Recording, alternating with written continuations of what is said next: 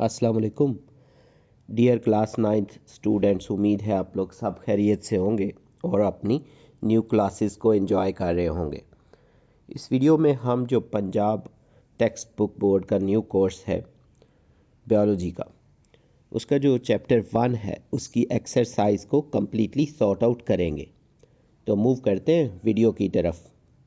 तो क्वेश्चन जो है स्टार्टिंग में, select the correct answer for the following questions. इसमें जो पहली स्टेटमेंट है, which branch of biology focuses on the study of the structure and function of cells. Biology की कौन सी शाख जो है वो सेल्स की साख्त और उनके जो अफ़ाल है ना, उनके मुताला पर मरकूज़ होती है। तो इसका जो आंसर है ये साइटोलॉजी, ये ऑप्शन सेलेक्ट करनी है। तो इसका जो रीज़न है आंसर का, cytology is the branch of biology that studies the structure, function and behavior of cells.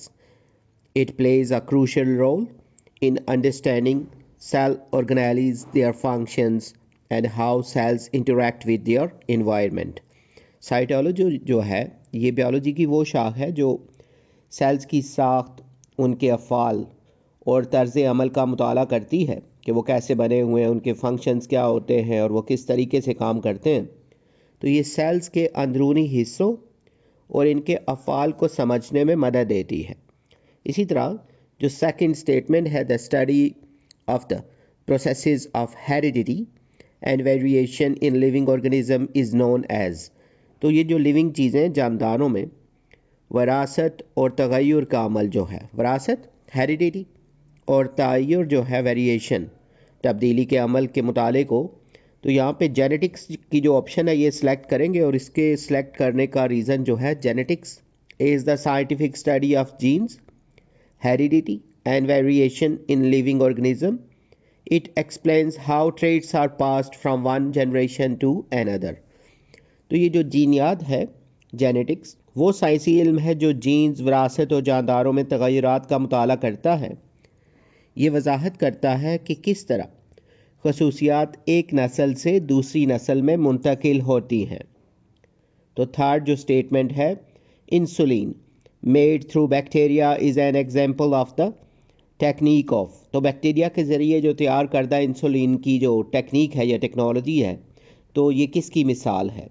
Insulin ये जो अमूमन डायबिटीज़ या शुगर के जो मरीज़ हैं उनको दी जाती है ताकि उनके ब्लड में शुगर लेवल को मेंटेन किया जा सके। तो यहाँ पे इसकी जो है बायोटेक्नोलॉजी, ये ऑप्शन सेलेक्ट करनी है। और जो आंसर है इसका रीज़न ये है कि biotechnology involves using living organisms like bacteria to produce useful products such as insulin. Scientist genetically modify bacteria to produce human insulin for diabetic patients। तो बायोटेक्नोलॉजी में जानदारों का इस्तेमाल किया जाता है ताकि मुफीद जो मसनूआत हैं वो बनाई जा सके।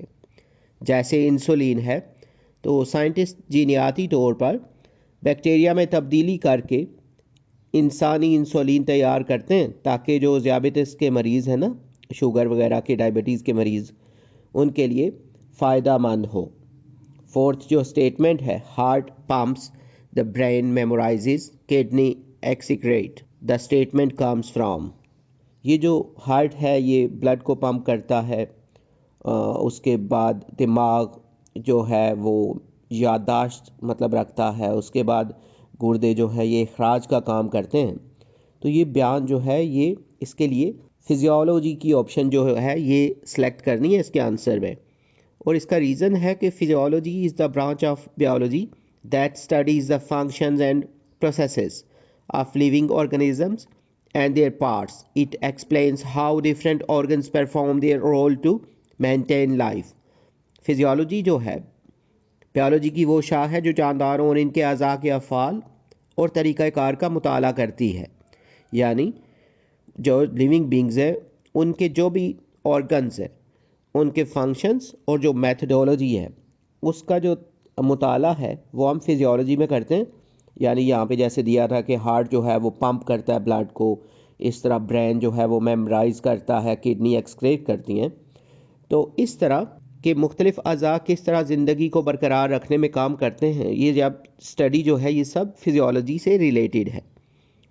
फिफ्थ जो स्टेटमेंट है, which branch of biology involves the study of the classification of organisms, biology की कौन सी शाख में जो हयात की दर्जाबंदी है ना, यानी जो क्लासिफिकेशन ऑफ ऑर्गेनिजम्स है उनका मुताला शामिल है।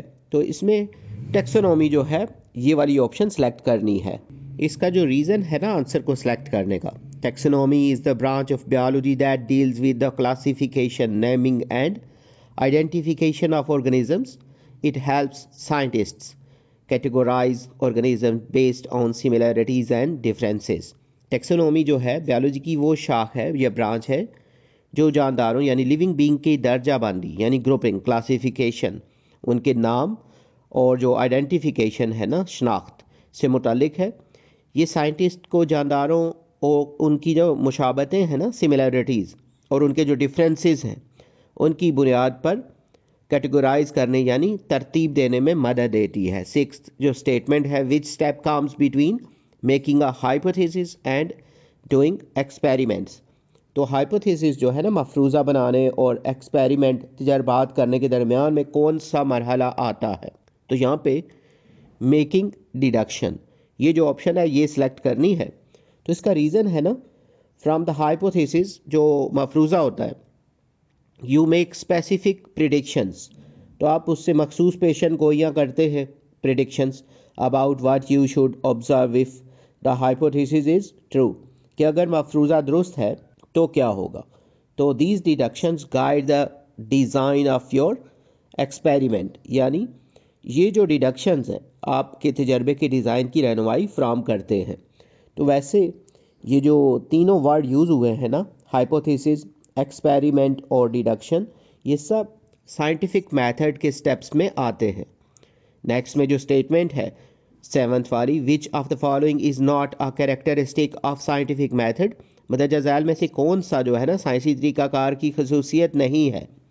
तो साइंसी तरीक़ाकार के जो डिफरेंट स्टेप्स हैं उनमें से कौन सा जो है यहाँ पे ये जो ऑप्शंस हैं वो उसकी कैरेक्टरिस्टिक नहीं है। तो इसमें आपने hypothesis will always be correct, ये जो ऑप्शन है ये आंसर में सिलेक्ट करनी है। और इसका रीज़न क्या है, in science hypothesis are tested through experiments and they may और मे नॉट बी करेक्ट। तो साइंस में जो हाइपोथेसिस हैं तजर्बात के ज़रिए जांचे जाते हैं और वो दुरुस्त हो सकते हैं और गलत भी हो सकते हैं, यानी वो हमेशा करेक्ट नहीं हो सकते।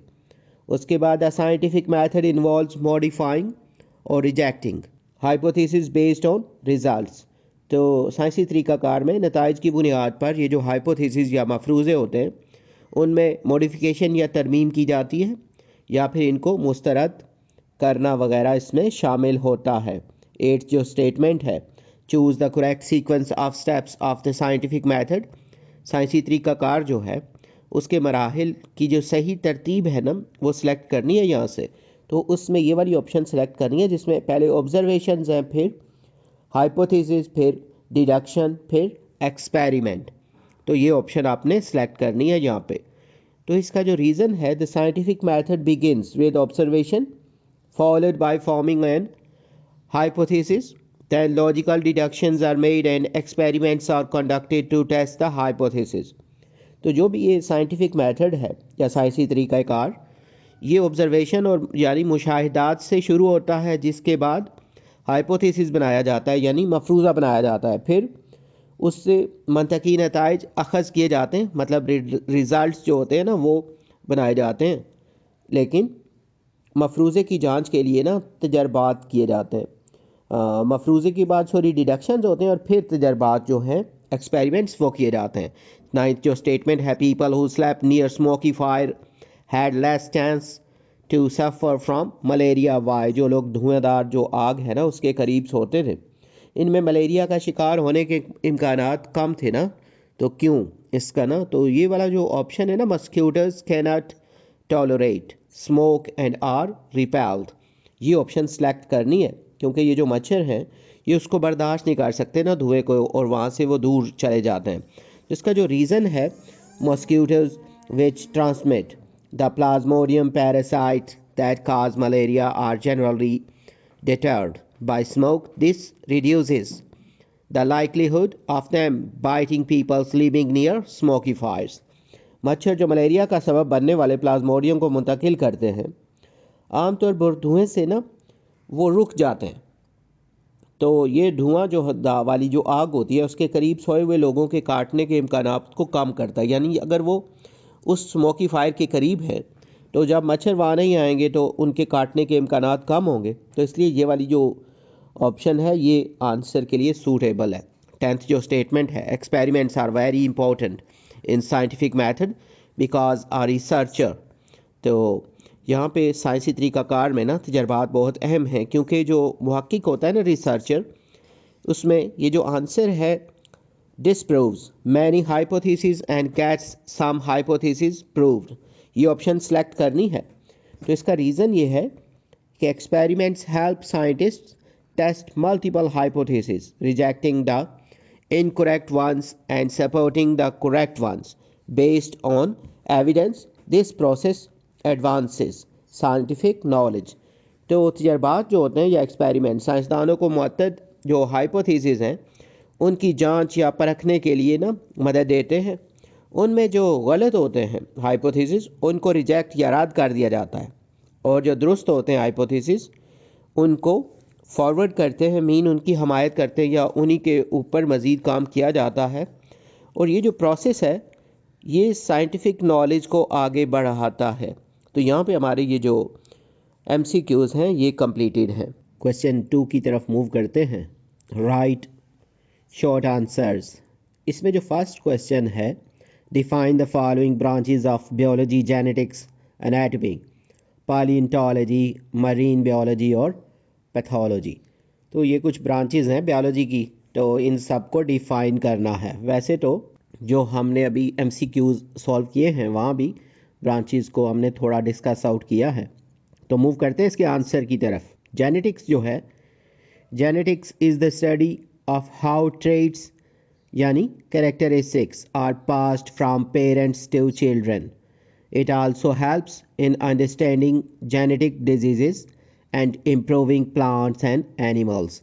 जीनियात जो है ना जेनेटिक्स, ये वो इल्म है जो ये बताता है कि खसूसियात जो होती हैं कैरेक्टरिस्टिक वालदैन से बच्चों में कैसे मुंतकिल होती हैं, यानी एक जनरेशन से दूसरी जनरेशन में कैसे ट्रांसफ़र होती हैं। इससे जीनियाती बीमारियों को समझने और बेहतर पौधे और जानवर पैदा करने में मदद मिलती है। तो इससे फिर ये होगा कि वो बीमारियां जो एक जनरेशन से दूसरी जनरेशन में मुंतकिल होती हैं तो उनको समझने में भी आसानी होगी। और इसी तरीके को यानी इसी स्टडी को लागू करते हुए हम बेहतर पौधे हासिल कर सकते हैं, बेहतर फसलें हासिल कर सकते हैं, बेहतर जानवर हासिल कर सकते हैं। तो नेक्स्ट में एनाटमी जो है, anatomy is the study of the internal structure of living things specially humans. It helps doctors understand the body and treat diseases.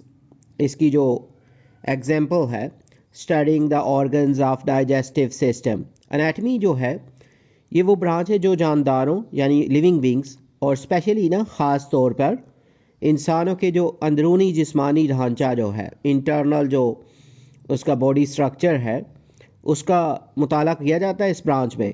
तो ये डॉक्टरों को जिस्म को समझने और बीमारियों का इलाज करने में मदद देता है। और इसकी एग्जांपल में ये जो हमने लिखा है ना, हाजमे के निज़ाम के अज़ा का मुताला यानी डाइजेस्टिव जो ऑर्गन्स है ना, डाइजेस्टिव सिस्टम के जो ऑर्गन्स हैं उनकी स्टडी। नेक्स्ट में जो है paleontology. Paleontology is the study of fossils remain of ancient organisms. It helps scientists learn about the history of life on earth. जो पैलियोंटोलॉजी है, जो कदीम जानदार हैं ना या उनकी जो बाकियात हैं, फॉसिल्स जो हैं, रिमेनिंग्स, जो जानदार किसी दौर में ज़िंदा थे लेकिन अब वो ज़िंदा नहीं हैं, ज़मीन में या इस तरह दबी हुई हालत में मिल रहे हैं ना, उनका जो मुताला किया जाता है पैलियोंटोलॉजी में। तो ये साइंसदानों को ज़मीन पर ज़िंदगी की तारीख समझने में मदद देता है। इसकी जो एग्जांपल है, dinosaur fossils show that large reptiles lived millions of years ago. यानी जो डायनासोर के फॉसिल्स यानी बाकियात मिले हैं उससे पता चलता है कि लाखों साल पहले ये जो रेंगने वाले हैं ना रेप्टाइल्स, ये जानवर ज़मीन पर रहते थे जो अब मौजूद नहीं हैं। उसके बाद जो मरीन बायोलॉजी है, marine biology is the study of living things in oceans. It helps in protecting sea animals and plants. Marine biology जो है समंदरों में पाए जाने वाले जानदारों का मुताला है। ये समंदरी जानवरों और पौधों की हिफाजत में मदद देती है।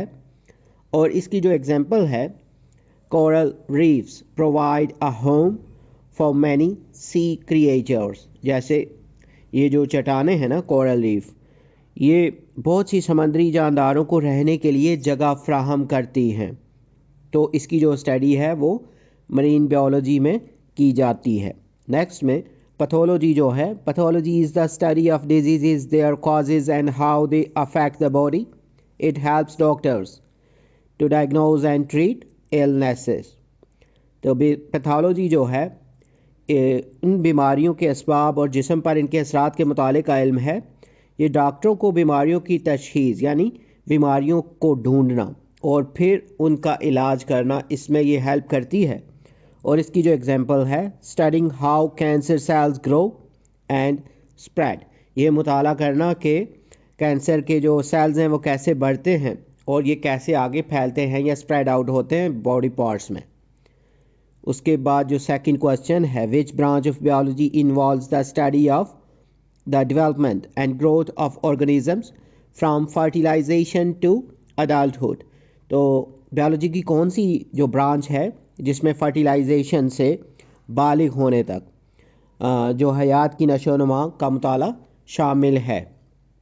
तो इसका जो आंसर है, embryology is the study of how a living thing develops from a fertilized egg until birth or hatching।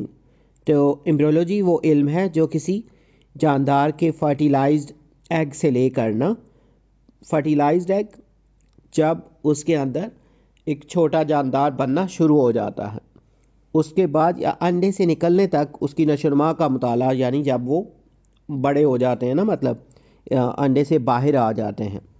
तो ये सारा जो स्टडी है ये एम्ब्रियोलॉजी में शामिल है। उसके बाद scientists study how tissues and organs form, identify birth defects and find medical treatment. साइंसदान इसमें ना जो कोशिश करते हैं कि जो टिश्यूज़ हैं और ये कैसे, मतलब उनको स्टडी करके उसके अलावा ऑर्गन्स कैसे बनते हैं, उसके बाद बर्थ की जो डिटेक्शन है कि पता चलाते हैं ना पैदाइशी तौर पे उसमें क्या डिफेक्ट है, और तिबी इलाज जो हैं मेडिकल ट्रीटमेंट्स उस पर रिसर्च की जाती है इस ब्रांच में, ये जो एम्ब्रियोलॉजी है इसमें। थर्ड जो है question, how is the profession of medicine and surgery different from animal husbandry. तो यहाँ पे ये बताना है कि मेडिसिन और सर्जरी जो हैं दोनों ये पेशे जो हैं वो किस तरह मुख्तलिफ हैं एनिमल हस्बेंड्री से, जो जानवरों की जो परवरिश है ना, इस वाली ब्रांच से कैसे दोनों मुख्तलिफ हैं।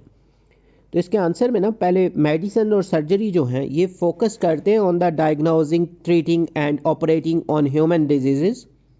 तिब और जो सर्जरी हैं, ये मेडिसिन और सर्जरी इंसानों की बीमारियों की तशखीस, इलाज और ऑपरेशन पर तवज्जो देती है। तशखीस मीन ढूंढना, डायग्नोज तलाश करना, ट्रीटमेंट जो है वो उसका इलाज करना, और ऑपरेटिंग ऑन ह्यूमन डिजीज़ और उसके जो ऑपरेशन है ना वो। तो doctors study for 5 years to get an MBBS degree. तो डॉक्टर्स जो हैं ये 5 साल तक तालीम हासिल करते हैं MBBS की डिग्री को हासिल करने के लिए। जबकि एनिमल हस्बेंड्री जो है is about taking care of farm animals and improving their breeds. तो एनिमल हस्बेंड्री फार्म के जानवरों की देखभाल और इनकी नस्ल को बेहतर बनाने से मुतालिक है। Students study for 4 years to get a BS degree in animal husbandry. तो एनिमल हस्बेंड्री की डिग्री जो है वो स्टूडेंट्स 4 साल तालीम के बाद हासिल करते हैं। नेक्स्ट जो क्वेश्चन है, differentiate between morphology and physiology. Morphology और फिजियोलॉजी में क्या फ़र्क है? इसका जो आंसर है, पहले morphology is the study of the shape and structure of living things.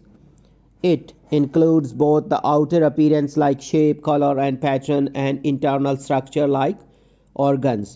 Morphology जो है ये लिविंग बींग यानी ऑर्गेनिज्म जो भी हैं या जानदार, उनकी शक्ल और साख्त यानी जो उनकी देखने वाली है और दिखने में कैसे लगते हैं वो, उसके बाद जो साख्त है ना उनका स्ट्रक्चर, इसका मुताला है ये। और इसमें जो एक्सटर्नल शेप है ना उसकी आउटर अपीरेंस, जिसमें रंग शामिल है उनकी, उनका शेप, कलर, पैटर्न वगैरह, और इसी तरह उनका जो इंटरनल स्ट्रक्चर है जिसमें जो उनके ऑर्गन्स जो हैं वो कैसे होते हैं, इन सब की स्टडी जो है ये मॉर्फोलॉजी से रिलेटेड है। जबकि physiology is the study of how body parts work, यानी जिस्म के मुख्तलिफ हिस्सों के काम करने का जो तरीक़ाकार है वो फिजियोलॉजी के अंडर आता है। एग्जाम्पल जो है, how the circulatory system moves important substances in body, मिसाल जैसे खून का निज़ाम है जिस्म में अहम अज्जा को कैसे एक से दूसरी जगह जो है वो पहुंचाता है। उसके बाद फिफ्थ जो क्वेश्चन है, what is computational biology, computational biology क्या है, इसका जो आंसर है, computational biology is the use of math, computer programs and simulations to study biological systems. Scientists use it to analyze biological data such as protein structures. जो computational biology है इसमें जो scientist हैं वो मैथ को, computer programs को और simulations की मदद से, ये जो मुख्तलिफ स्टैटिकल क्वेश्चंस होते हैं ना मैथमेटिकल, जिसमें आप डाटा हैंडलिंग वगैरह ये शामिल हैं, उनकी हेल्प से हयातियाती जो निज़ाम है यानी बायोलॉजिकल सिस्टम्स का मुताला करते हैं। इसमें बायोलॉजिकल डेटा जैसे प्रोटीन के अमीनो एसिड सीक्वेंस का तज्जिया शामिल है, यानी कोई एक मॉलिक्यूल है तो उसके बेसिक कितने पार्टिकल्स उसमें शामिल हैं या कितने एटम्स मिलके जो एक प्रोटीन या अमीनो एसिड जो है उसका स्ट्रक्चर बनाते हैं, तो ये सब कुछ कंप्यूटेशनल बायोलॉजी के अंडर होगा। सिक्स जो क्वेश्चन है, what is the role of observation and experimentation in the scientific method, साइंसी तरीक़ाकार में मुशाहिदे और तजर्बे का क्या किरदार है, तो इसका जो आंसर है, scientist use their senses to observe and collect information, साइंसदान जो हैं ये अपनी सेंसेस को इस्तेमाल करते हुए ऑब्जर्वेशंस करते हैं यानी मुशाहिदा करते हैं और मालूमात जमा करते हैं। और मुशाहिदे जो है ना ये वाले जो, ये दो टाइप के होते हैं, ऑब्जर्वेशंस जो हैं ये दो टाइप की होती हैं, एक क्वालिटेटिव जो बेस होती हैं डिस्क्रिप्शंस पे ना, जिसमें नंबर्स शामिल नहीं होते, जबकि दूसरी जो होती हैं वो क्वांटिटेटिव्स होती हैं जो मेजरमेंट्स पे शामिल होती हैं और मुश्तमिल होती हैं, जिसमें नंबर्स शामिल होते हैं।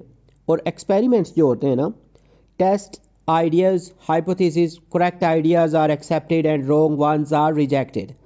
Scientists then do more experiments to confirm results.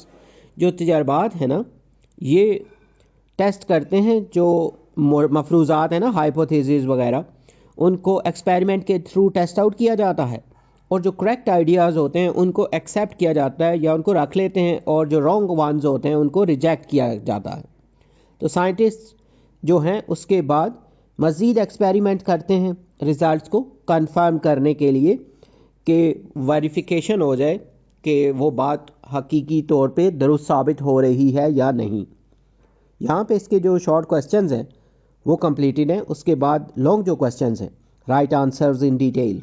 इसमें फर्स्ट जो क्वेश्चन है, link the study of biology with that of physics, chemistry, statics, geography, economics and computer science. तो बायोलॉजी के मुतालिक आप फिज़िक्स, केमिस्ट्री और उसके बाद स्टैटिक्स जो है ना, शुमारियात, जोग्राफिया, इक़्तिसादियात और कंप्यूटर साइंस से ताल्लुक़ बयान करना है। इसका जो आंसर है, सबसे पहले बायोफिज़िक्स जो है, it studies how the laws of physics apply to living things. तो बायोफिज़िक्स में ये जो अमल है, इसमें फ़िज़िक्स के जो प्रिंसिपल्स या उसूल हैं उनके इतलाक़ का मुताला करते हैं कि किस तरह जो फिज़िक्स के लाज हैं वो ज़िंदा चीज़ों में अप्लाई होते हैं। उसके बाद जैसे इसकी एग्जांपल हम लिख सकते हैं ना, understanding how muscle, bones and joints work using the rules of motion. तो जैसे ये बात को समझना कि जो मसल्स हैं, उसके बाद हड्डियां हैं, जॉइंट्स हैं, ये किस तरह जो हरकत के उसूल है ना, रूल्स ऑफ मोशन, जो कि फ़िज़िक्स का एक टॉपिक है, तो उसके अकॉर्डिंग ये जो डिफरेंट बॉडी पार्ट्स हैं ये किस तरह मूवमेंट करते हैं। इसी तरह जो बायोकेमिस्ट्री है, it studies the chemical substances and reactions in living things.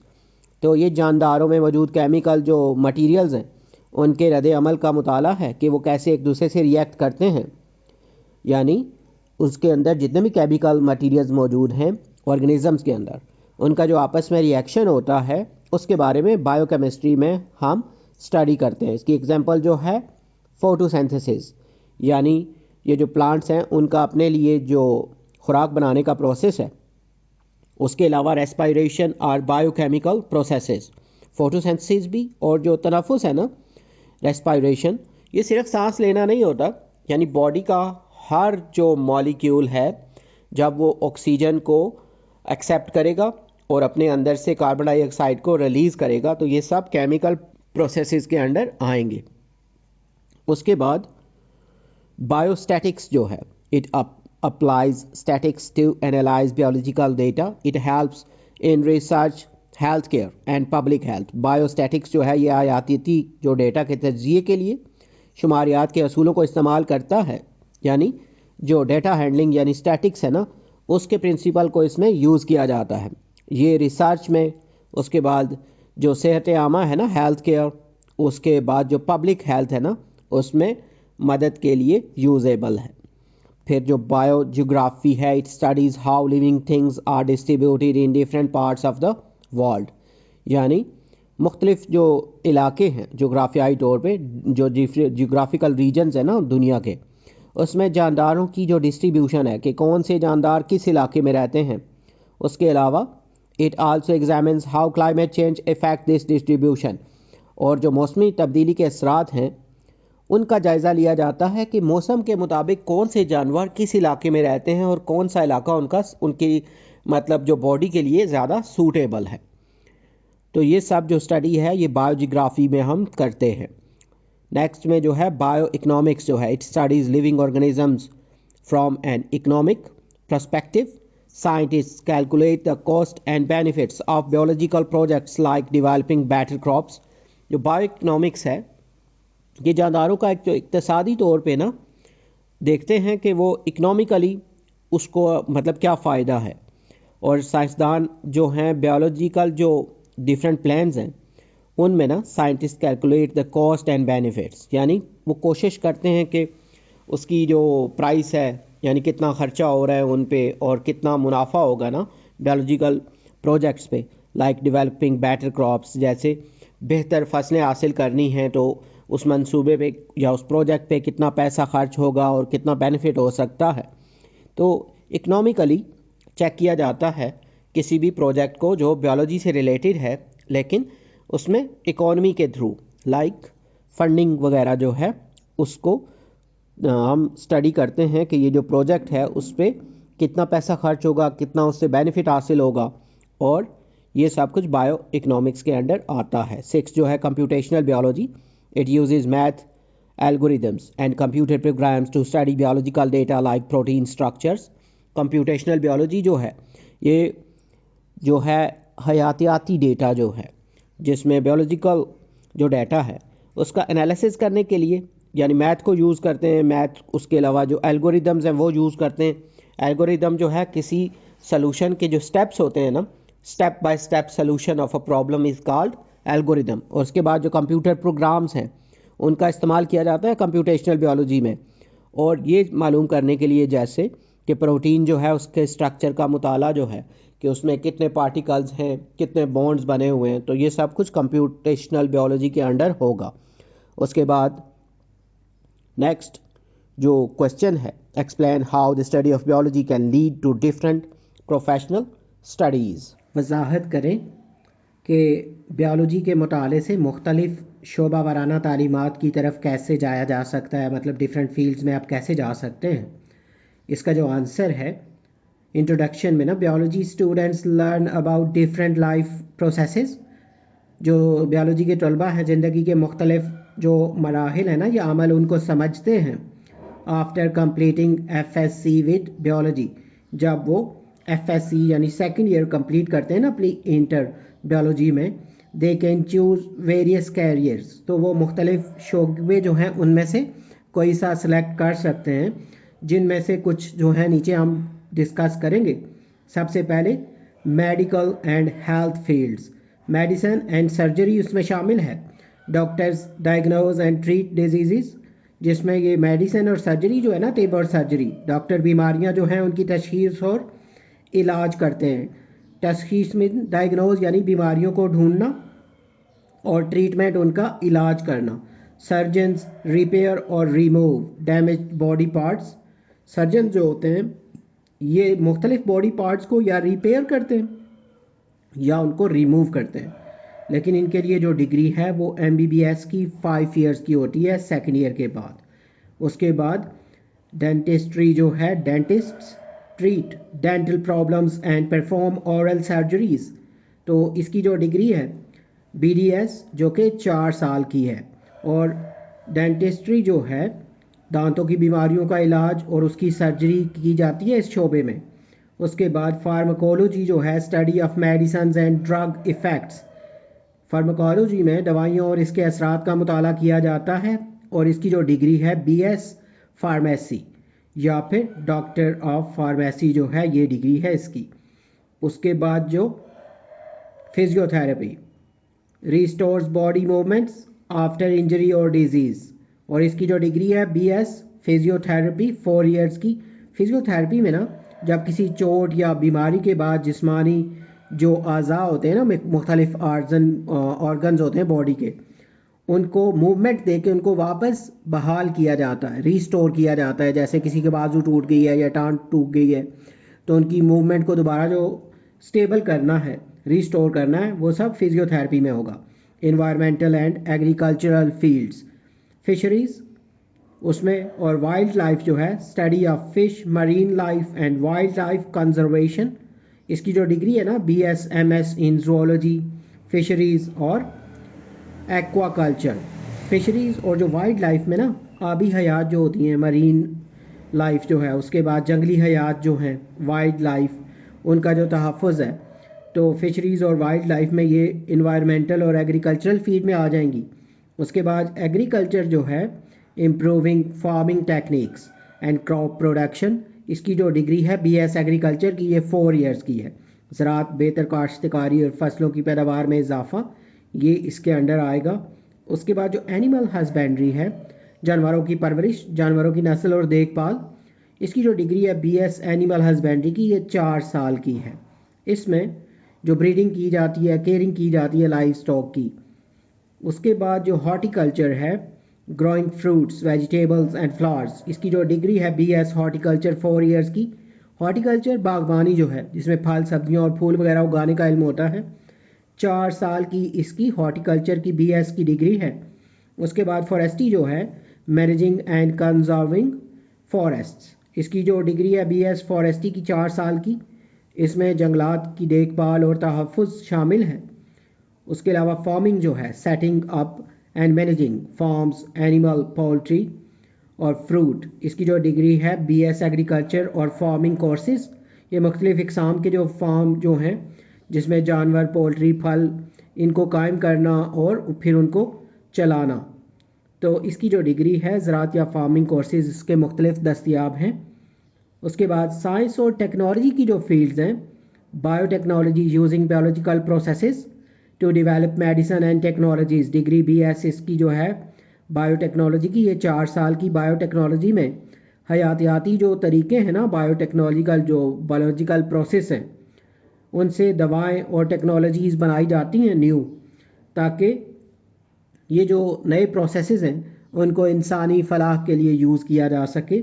उसके बाद फोरेंसिक्स जो है, स्टडिंग क्राइम सीन, उसके बाद एविडेंस फॉर इन्वेस्टिगेशंस, इसकी जो डिग्री है BS फॉरेंसिक जो है साइंस की 4 ईयर्स। फॉरेंसिक साइंस जो है, ये जो मुख्तलिफ जराइम होते हैं उनके शवाहिद वगैरह हैं, उनको साइंटिफिकली तज्जिया किया जाता है ना DNA के थ्रू। उसके अलावा जो फिंगर प्रिंटिंग वगैरह और जो शवाहिद मिलते हैं ना ब्लड टेस्ट से, तो इस टाइप की चीज़ों से, ये सब जो है ये फोरेंसिक स्टडी में आएगा।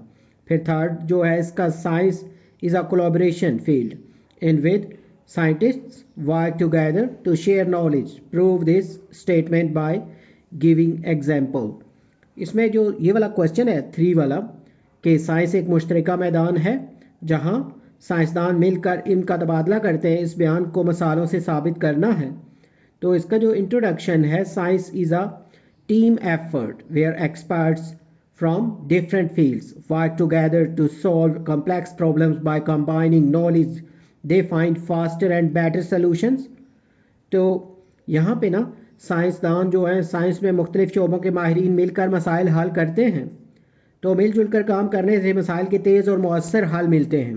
तो यहाँ नीचे ना इसकी कुछ एग्जांपल्स जो हैं ये दी गई हैं। तो इसमें एग्जांपल ऑफ साइंटिफिक कोलैबोरेशन जो है, ह्यूमन जीनोम प्रोजेक्ट जो है, scientists from molecular biology, genetics and computer science work together to map the entire human genome in 2003. Human genome जो प्रोजेक्ट है 2003 में मुख्तलिफ शोबों के जो साइंसदान थे उन्होंने मिलकर इंसानी जीनोम का मुकम्मल नक्शा तैयार किया, यानी इंसानी जीन कैसा होता है। उसके बाद सेकंड जो है क्लाइमेट चेंज रिसर्च जो है, experts from atmospheric science, ecology and economics collaborate to study and find solutions for climate change. मौसमियाती तब्दीलियों पर तहकीक जो है, मुख्तलिफ शोबों के माहिरीन मौसमियाती तब्दीली का मुताला करते हैं और इसके हल तलाश करते हैं। इसी तरह मेडिकल रिसर्च जो है, cancer research involves doctors, biologists, उसके बाद biochemists and genetics working together to find better treatments. जो तिब्बी तहकीक है, कैंसर की तहकीक में माहिरीन जैसे डॉक्टर, हयातियात दान जो है ना, जो बायोलॉजिस्ट हैं, और जीनियात वाले जो हैं, जो जेनेटिक्स के एक्सपर्ट्स हैं, ये मिल के ये माहिरीन तिब्बी तहकीक में यानी मेडिकल रिसर्च में शामिल होते हैं। उसके बाद रोबोटिक्स और AI जो है, experts in computer science, engineering and neuroscience work together to develop robots and artificial intelligence. Robotics और मसनूई ज़हानत, कंप्यूटर साइंस, इंजीनियरिंग और न्यूरोसाइंस के जो माहिरीन हैं वो रोबोटिक्स और जो AI टेक्नोलॉजी पर काम करते हैं। आजकल AI जो है इसके बारे में बहुत डिस्कशन होती है हर फील्ड में, साइंस की तकरीबन सारी फील्ड्स में ही। उसके बाद स्पेस एक्सप्लोरेशन जो है, NASA and ISS bring together astrophysicists, engineers and biologists to study space and develop technology for space missions. जो स्पेस एक्सप्लोरेशन है ना, खलाई तहकीक, नासा और जो दूसरा इदारा है ना ISS, उसके जो माहिरीन हैं खला की तहकीक और खलाई टेक्नोलॉजी को तरक्की के लिए मिलकर काम करते हैं, यानी स्पेस डेवलपमेंट के लिए या स्पेस मिशंस के लिए। फोर्थ जो है question, how is a hypothesis converted into a theory, law and principle. एक जो हाइपोथेसिस है किस तरह थ्योरी, लॉ और प्रिंसिपल यानी नज़रिया, कानून और उसूल में ये कैसे तब्दील होता है। तो ये जो स्टेप्स हैं इसका आंसर जो है ना, formulation of theory. When repeated experiments support a hypothesis, scientists use it to form new hypothesis. तो नज़रिए की जो तश्कील है या नज़रिया जो बनता है, अगर बार बार के तजर्बात किसी हाइपोथेसिस को दुरुस्त साबित करें तो इससे ना नया मफरूज़ा बनाने में मदद मिलती है। If these new hypothesis are also proven correct, the original hypothesis becomes a theory. तो इसमें जब मज़ीद तजर्बात से इसको साबित करें ना कि वो मतलब सही आ रहा है, तो इट मीन्स कि वो एक थ्योरी की डेवलपमेंट हो जाती है। A theory is a backed by strong evidence and repeatedly tested by different scientists. तो ये जो नज़रिया है ये कब होगा, जब मजबूत शवाहिद से ये बात बार बार प्रूव हो जाए ना कि हाइपोथेसिस करेक्ट है, तो इससे फिर थ्योरी बन जाती है। जब कोई भी जो नज़रिया है वो कब बनेगा, जब हाइपोथेसिस की टेस्टिंग बार बार ट्रू प्रूव हो जाए। उसके बाद जो इसकी एग्जांपल में लिख सकते हैं ना, the theory of evolution explains how species changes over time through natural selection. मिसाल के तौर पे हम जैसे आगे बायोलॉजी में जाके पढ़ेंगे, जो इर्तिका का नज़रिया है ना, थ्योरी ऑफ एवोल्यूशन, वो वजाहत करता है कि मुख्तलिफ जो टाइप के जानवर हैं या डिफरेंट स्पीशीज़ हैं दुनिया में, ये कुदरती इंतखाब के ज़रिए कैसे तब्दील होती रही हैं। तो जैसे वो जिराफ्स है ना, वो अपनी गर्दन को ऊंचे दरख्तों को के पत्ते खाने के लिए यूज़ करते रहे हैं, तो इस वजह से उनकी गर्दन की हाइट थोड़ी बड़ी है। नेक्स्ट में जैसे है ना formation of law and principle. Scientists keep testing theories with experiments. If a theory is never disproved and is repeatedly proven true, it becomes a law or principle. तो ये जो लॉ और प्रिंसिपल है, कानून और असूल की तश्कील जो है, जब साइंटिस्ट मुसलसल तजर्बात करके नज़रियात की जांच करते हैं ना, जैसे कोई थ्योरी बनी हुई है तो बार बार उस थ्योरी को टेस्टिफाई करते रहते हैं. तो उसमें एक नज़रिया बार बार जब दुरुस्त साबित हो जाता है, यानी वो गलत प्रूव नहीं हो रहा, तो वो फिर जो है कानून या उसूल बन जाता है, यानी लॉ या प्रिंसिपल बन जाता है. इसकी जो एग्जांपल है Mendel's law of inheritance and Hardy. तो इसमें वेंगबर्ग लॉ और बायोलॉजिकल लॉज. इसमें मेंडल के विरासती कवानीन, ये भी हम बायोलॉजी में आगे जाके स्टडी करेंगे. और हार्डी वेनबर्ग का जो कानून है ना, ये बायोलॉजिकल जो लॉज हैं या कानून उसकी एग्जाम्पल में लिख सकते हैं. यहाँ पे ये वाला जो क्वेश्चन है ये भी कंप्लीट हो गया है. क्वेश्चन 5 जो है, what are the basic steps a scientist adopts in order to solve a scientific problem. साइंसी जो साइंसदान हैं साइंसी मसला हल करने के लिए कौन सी बुनियादी मराहिल इख्तियार करते हैं, यानी कौन कौन से स्टेप्स हैं जिनको फॉलो करके किसी साइंटिफिक प्रॉब्लम को हल किया जाता है. इसका जो आंसर है, scientists follow a step-by-step approach called scientific method to solve problems. साइंसदान किसी भी मसले को हल करने के लिए जो मरहलावार तरीका है ना, मरहलावार स्टेप बाय स्टेप मेथड, वो अपनाते हैं to solve a problem. In biology, it is known as the biological method. The main steps are. तो biology में इसको biological method भी कहते हैं, scientific method को. और इसके जो main steps हैं उनको हम अभी डिस्कस करेंगे. तो उसमें फर्स्ट जो है रिकग्निशन ऑफ अ प्रॉब्लम, मसले की जो शनाख्त है. इसमें scientist first identify and define a specific problem. सबसे पहले ना साइंसदान किसी ख़ास मसले की शनाख्त और उसकी वजाहत करते हैं. It can be based on observations और क्वेश्चंस. ये जो होता है मसला, ये मुशाहिदात या सवालात पर मबनी होता है. इसकी एग्जांपल को अगर हम देखें तो अ biologist sees plants growing taller than usual and asks what factors are responsible for this increased growth. मिसाल के तौर पे एक जो बायोलॉजिस्ट है वो जो देखता है कि कुछ पौधे आम से ज़्यादा उनमें ना इजाफा हो रहा है उनकी ग्रोथ में, और वो सवाल करता है कि ऐसा क्यों हो रहा है, नॉर्मली तो इतनी तेज़ ग्रोथ नहीं होती. तो सेकंड स्टेप में जब ऑब्जर्वेशंस होंगी ना, मुशाहिदात, scientists observe the problem using their sense and study previous research. तो ऑब्जर्वेशंस जो हैं उनके बारे में भी अलग से थोड़ी सी बात करेंगे. तो साइंसदान पहले जो है ना मसले का मुशाहिदा करते हैं और जो पहले की हुई तहकीक है, रिसर्च है, उसको मुताला करते हैं. जो ये ऑब्जर्वेशंस हैं ये दो तरह की हो सकती हैं. एक क्वालिटेटिव होती हैं जो कि नॉन मेजरेबल, जैसे कि कलर है या टेक्सचर है किसी फ्लावर का. और ये क्वांटिटेटिव भी हो सकती हैं जो कि नंबर्स पे मुश्तमिल होती हैं, जैसे मेजरेबल, जिनकी हम पैमाइश कर सकते हैं, जैसे height of a plant.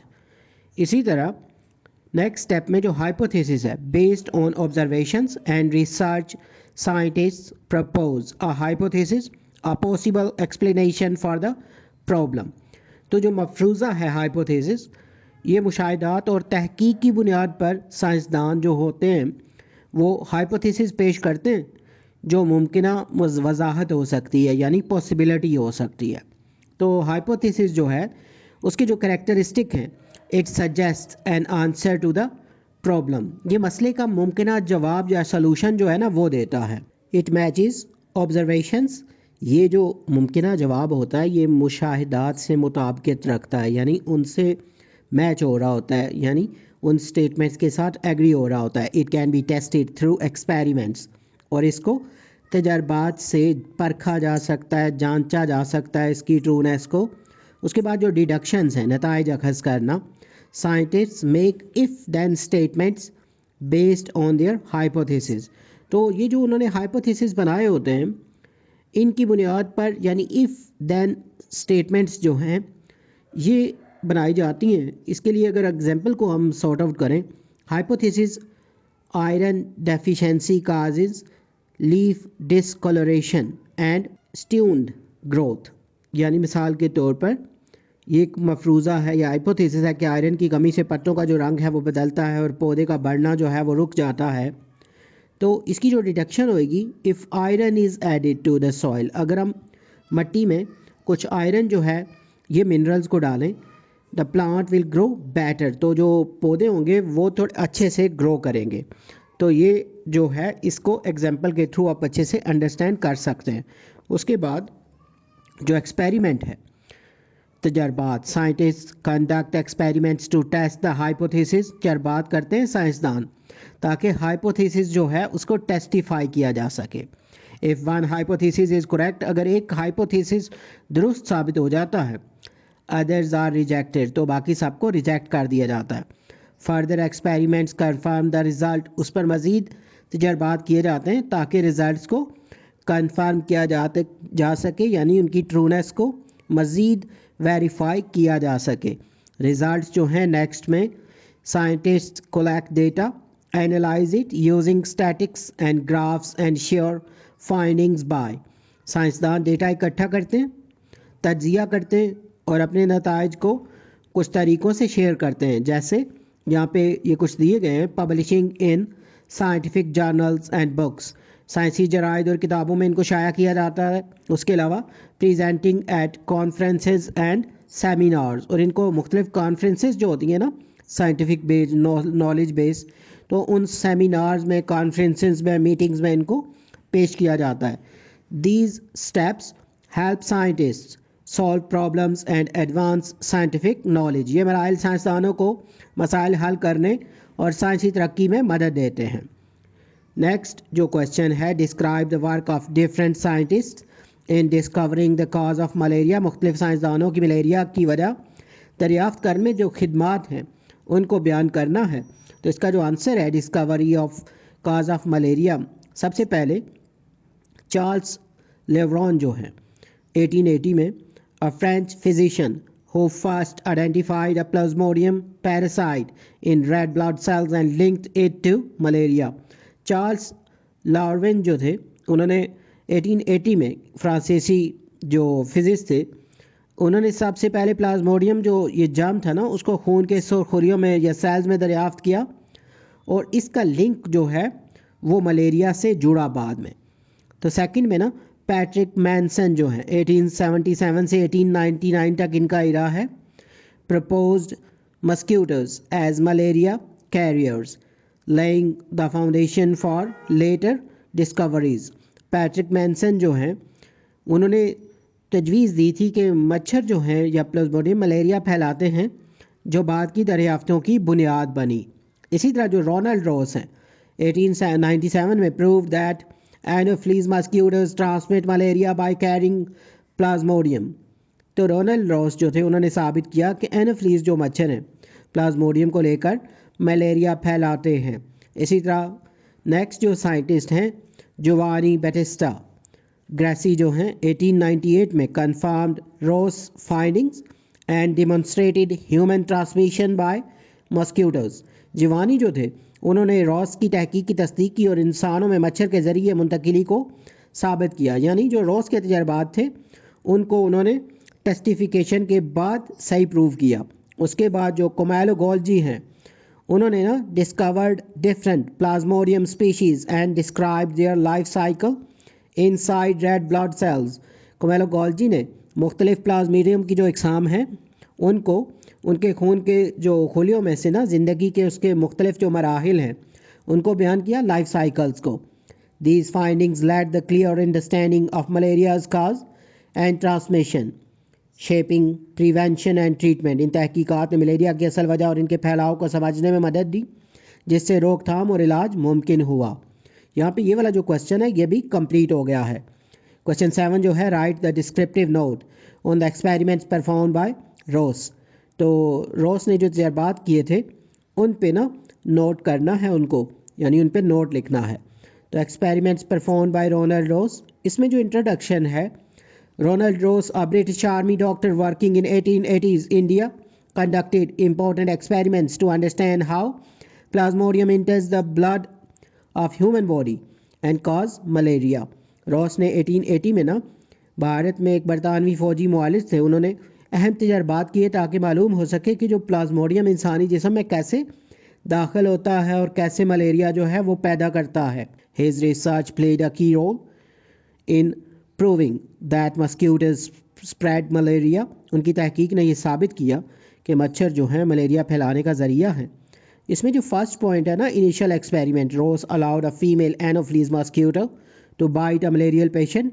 Ross ने एक जो फीमेल एनोफ्लीज मच्छर था ना, मादा मच्छर, उसको मलेरिया के मरीज़ को काटने दिया।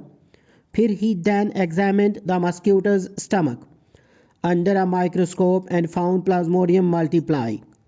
फिर उसने मच्छर के मैदे का ना माइक्रोस्कोप से मुताला किया और देखा कि प्लाज्मोडियम की अफजाइश हो रही है, यानी उसके जर्म्स जो हैं वो डिवाइड हो रहे हैं, मज़ीद अपने आप को ग्रो अप कर रहे हैं। This was the first strong evidence that mosquitoes are linked to malaria. तो ये मलेरिया और मच्छरों के दरमियान ताल्लुक़ का पहला मजबूत तरीन जो सबूत था ना, एविडेंस, वो ये था। उसके बाद जो सेकंड स्टेप है, experiments on sparrows to further test his hypothesis in a safe way. Ross experimented on sparrows instead of humans.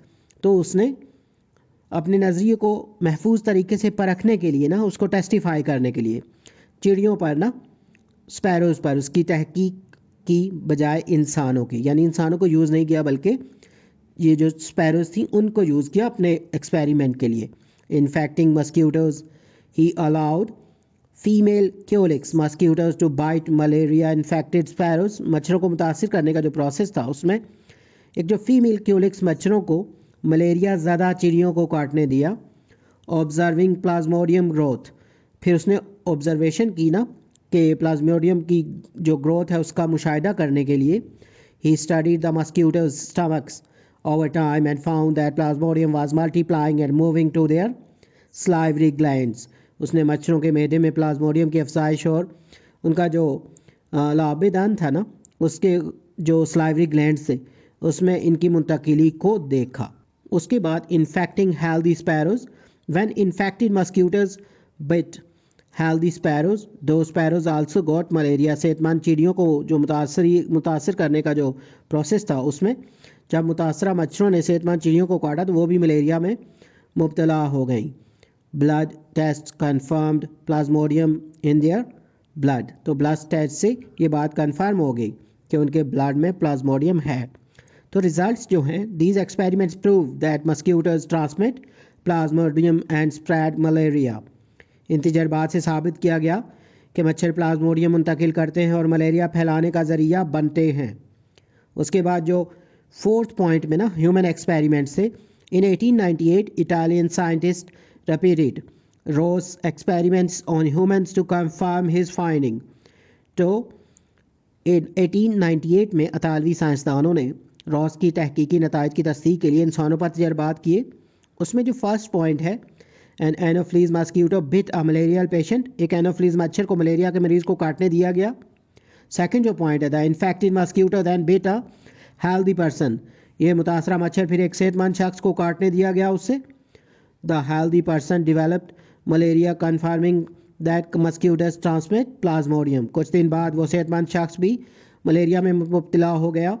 इससे साबित हुआ कि मच्छर प्लाज्मोडियम मुंतकिल करते हैं। कंक्लूजन जो है इसकी, Ross experiments on sparrows and humans confirm that mosquitoes spread malaria by transmitting plasmodium. Ross के चिड़ियों और इंसानों पर तजर्बात ने साबित किया कि मच्छर प्लाज्मोडियम मुंतकिल करके मलेरिया का सबब बनते हैं। तो यहाँ पे ये जो न्यू बुक है पीटीबी की, पंजाब करिकुलम टेक्स्ट जो बुक बोर्ड है, उसकी फर्स्ट एक्सरसाइज जो है ऑलमोस्ट कंप्लीट हो गई है। इसके थ्रू चैप्टर की जो मोस्ट जो टॉपिक्स हैं या उसकी जो टर्म्स हैं, हमने इसको एक्सप्लेन किया है और समझने की कोशिश की है। उम्मीद है ये वीडियो और ये नोट्स आपके लिए हेल्पफुल होंगे। जल्द न्यू वीडियो में नए लेक्चर के साथ मिलेंगे। Have a nice time.